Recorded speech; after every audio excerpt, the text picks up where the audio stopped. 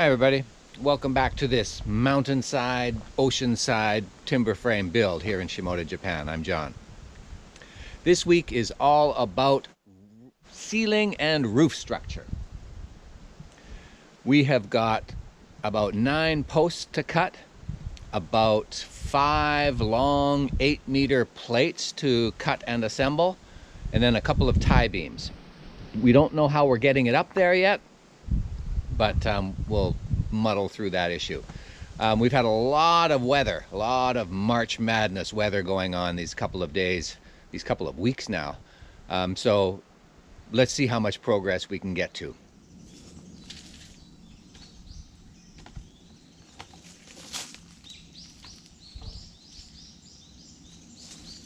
I found a stash of oranges coming from this tree right here, which is down on my first driveway water tank area. We're about 20 meters below the house level.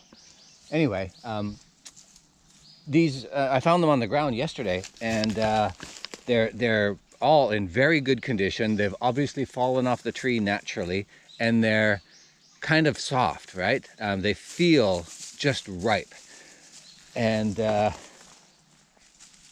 I'm just hopeful. There's still more out there, but I'm not gonna go searching for every single one of them. But I tried one yesterday, and it's sweet. And if anybody who's been watching long remembers, you know, I've got 3 or 4 trees right up at house level, and they're all bitter. They work good for marmalades, and they work good for this limoncello type alcohol that Amy likes to make. But they're not tasty as oranges. But these ones are sweet, and I've got a whole tree of them right here at parking level. So this is a score. This is definitely a win.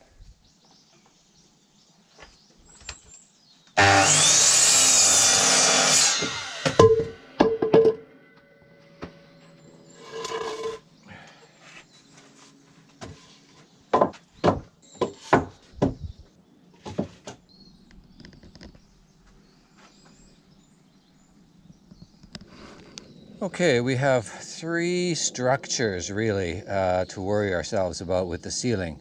We have the what I'm calling the lower ceiling on both sides, and these are made up of 3 posts about 64 centimeters long, but with tenons on both ends. Then we have the middle ceiling supports, which are 1.4 meters long, again with tenons on top and bottom, and there's 2 of them as well. Both of these structures have 3 posts each, so 6 posts on the lower ceiling and 6 posts on the middle ceiling. The top ceiling, the upper ceiling support, there's only 1 of them, and there's just 3 posts there. These are about 1 meter long each, again with top and bottom tenons. The plates that go on top of these structures, there's 6 plates that go on top of them. They're all 150 deep, right? These ones are different width, but they are all 150 deep. And these ones will all extend out beyond the front face of the house. So these will create the eave. So that means I've got to go into my raw wood pile and start planing and sanding and sealing once more. I knew I wasn't done with it, but it was so good to get away from it for a while.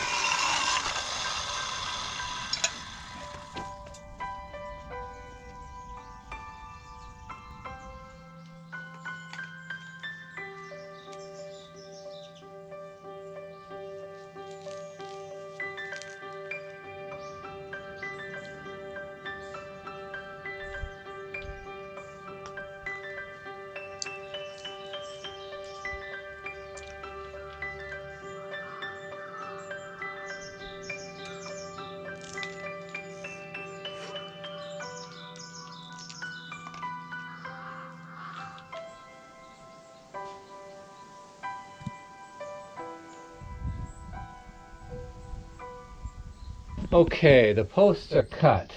15 posts, 6 by 6s, and 9 4 by 4s, something like that. Yeah.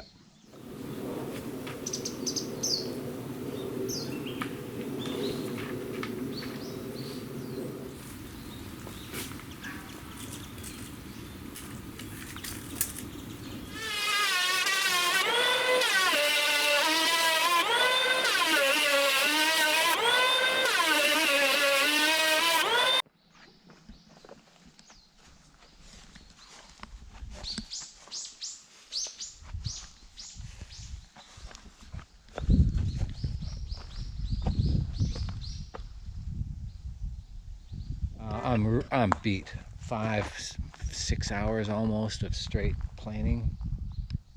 B has been in full dog mode all day. She's been digging under that pile for 4 hours. As long as I've been planing, almost, she's been digging. Full on dog mode.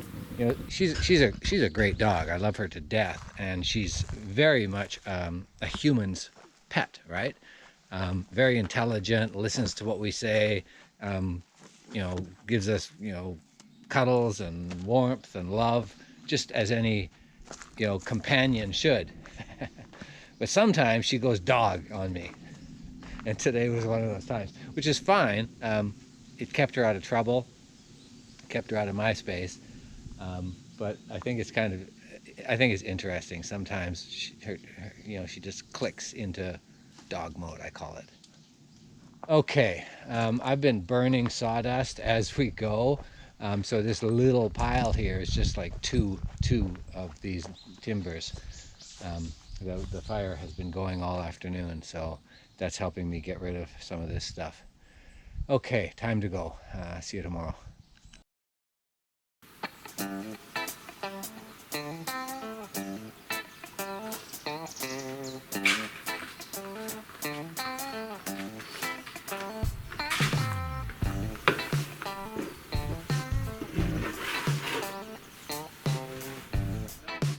Okay, I don't have any gloves on,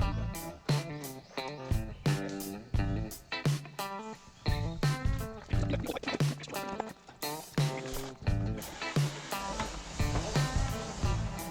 it's beautiful, yeah.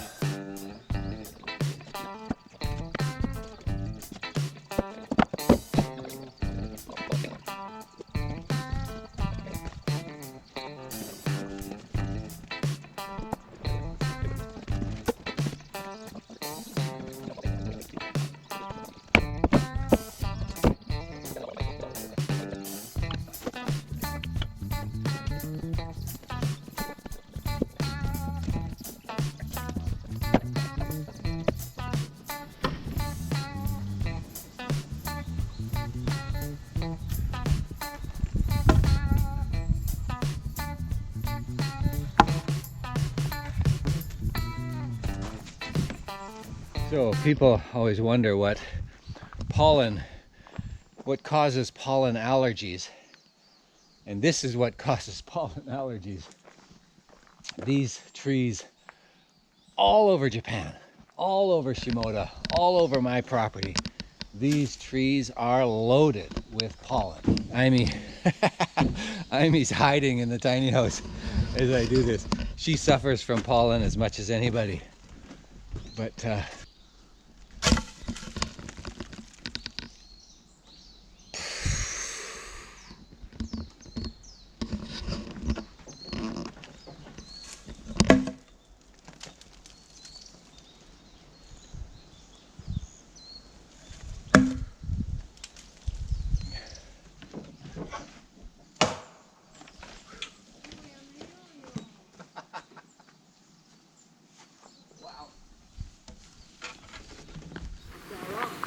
it's all gone now.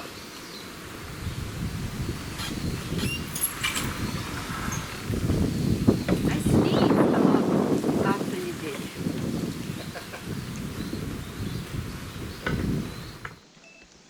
Okay, we're done. Let's go eat lunch.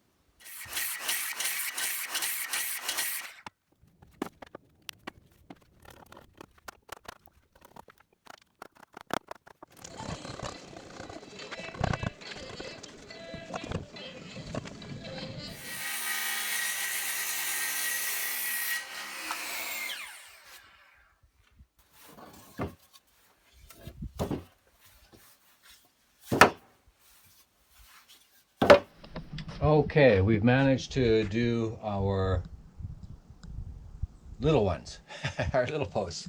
Now we're moving on to the 150 by 150 or 6 by 6 inch posts. Exact same treatment. We're going to do a long tenon on the top and a stub tenon on the bottom, which is what I'm marking and cutting out right now. It'll take me a few more hours to do these, and then we start on the plates.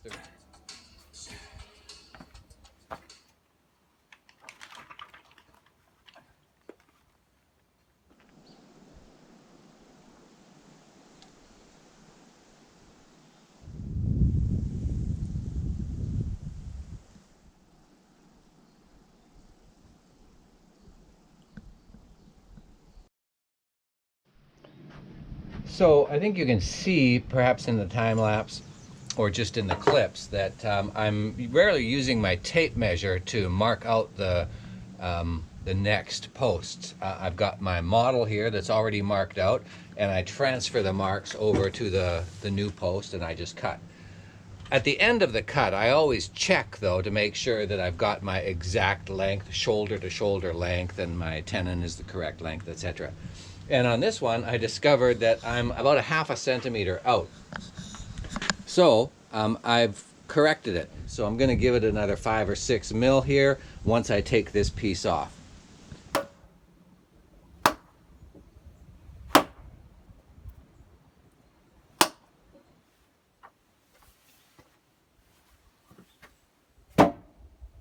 Boom.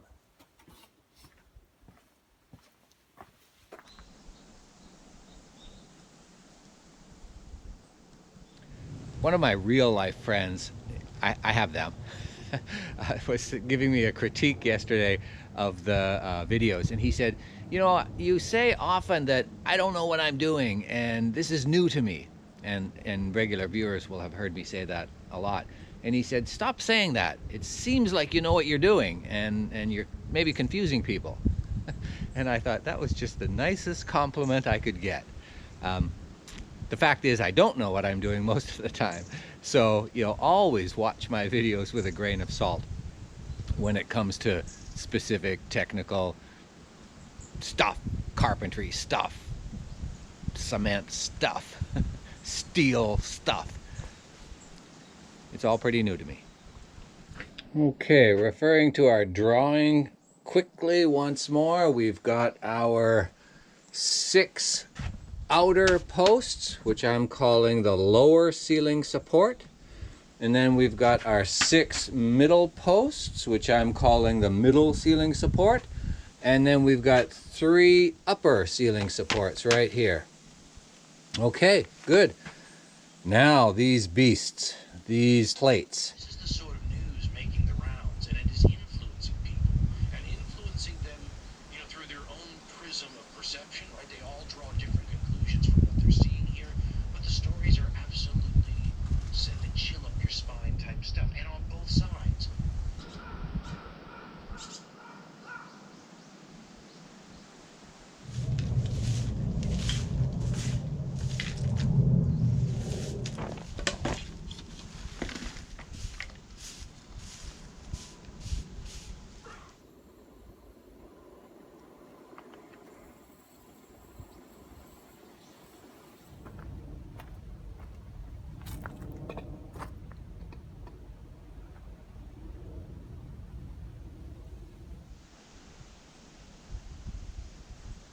Okay, 2, 4, 6, 8, 10.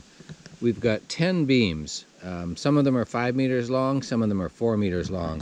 They have to come together to make 9 meters. Back up here. Each of them has a scarf joint, which is this one. So we don't have to worry about the mortises yet. Each of them has mortises for the posts underneath. I'm not going to worry about the mortises right now. I'm going to cut all the scarf joints first, these guys, because I don't have to worry about length. I just have to square off the end of each of these and cut the scarf joint.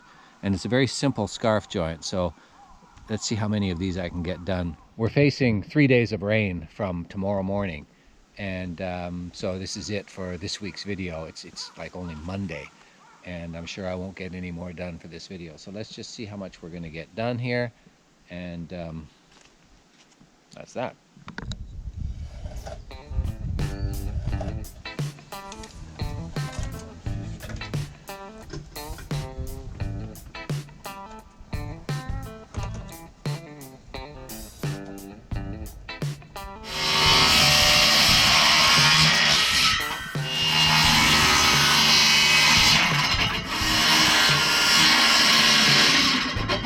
Eat the line, each cut.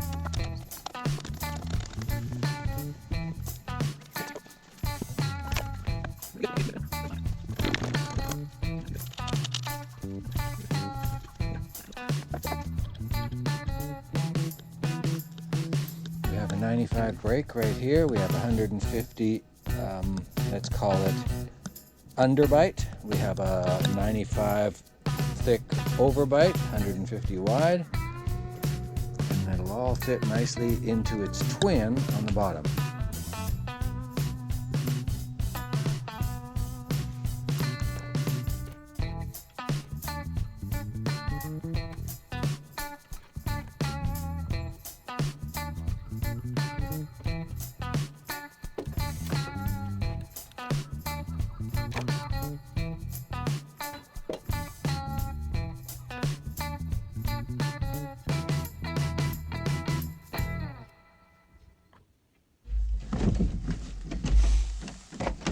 Okay, just a little bit of coverage to protect from the upcoming rain.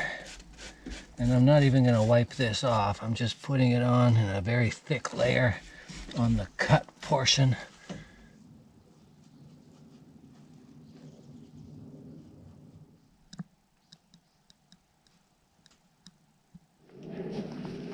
Okay, I managed to get half of the plates done, 5 of them. I still have 5 left. We're going into 3 days of rain right now, so I'm not going to be back before the end of the week, it looks like. My architect is coming down on Thursday to have a chat with the authorities about the upcoming inspection whenever we get the roof on. And so, yeah, things are moving forward, but this week looks like we're going to be stopped for a while. Before I go, I want to thank everybody who commented and watched the last video about my cat Rose. Amy and I were, really pleased, relieved, grateful that people spoke up and helped us get through that. So thanks very much, everybody. Let's see what else. I don't know. I'm gonna finish coating this. I'm gonna stack it. I'm gonna cover everything up as best I can with the tarps, and I'm out of here. Take it easy, everybody. See you next week. So my brother Ken, both him and his wife Dora, love the outdoors. They're constantly at their lake. They're avid fishermen, hunters. They're keeping the freezer full all the time with wild game. and he has a annual ice fishing trip that he goes on, and he's really developed a lot of kit for it. So it's wonderful to see, and he's actually brought technology into it, you know, which is wonderful. I think he's got the fish finder, which is a camera, not just sonar or radar, which in my mind is what fish finders usually are, but he's got a camera that he drops below the ice, and so he can see. And look at this clip. He sees the jackfish nibble on the hook and kind of walk away. You can just barely hear him step over and jiggle the hook a little bit, and the jack comes back and puts it in his mouth, and Ken snags it, all in real time as he's watching the video. Look at the size of this jack in his hands. My goodness, that's a monster.